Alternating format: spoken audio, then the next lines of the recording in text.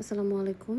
এখানে একটি টিভিএস আল্ট্রাসোনোগ্রাফির মাধ্যমে একটি রোগী ডিএনসি করতে গিয়ে ইউটেরাইন রাপচার করে ফেলছে, সেটা দেখানো হয়েছে।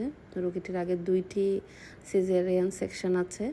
তারপরে সে তার একটা আনওয়ান্টেড প্রেগনেন্সি ডেভেলপ করে এবং সে তার এই প্রেগনেন্সিটাকে নষ্ট করার জন্য বাসায় একজন আনস্কিল্ড সিস্টার ডাকার পরে সেই সিস্টার দিয়ে সে প্রেগনেন্সিটাকে নষ্ট করতে চাই, মানে এমআর করতে চাই, এবং এমআর করতে যেয়ে তার যে প্রিভিয়াস সিজারিয়ান সেকশন যে স্কারটা আছে সেটা ছিঁড়ে যায়, মানে ইউটেরাইন রাপচার হয়ে যায় এবং সার্ভিক্সের উপরে, এবং সেখান থেকে প্রচুর পরিমাণে রক্তক্ষরণ হয়ে স্কারের জায়গায় হেমাটোমা হয়ে গেছে এবং তার পেরিটোনিয়ামের মধ্যেও ব্লাড দেখা যাচ্ছে, পেরিটোনিয়ামের মধ্যেও কালেকশন আছে। এটা খুবই ডেঞ্জারাস একটা জিনিস, যেটা আসলে আমাদের দেশের মানুষজন সচেতন না বলেই এই ঘটনাগুলো ঘটিয়ে থাকে এবং এগুলো আমরা ফ্রিকুয়েন্টলি প্রায়ই পেয়ে থাকি।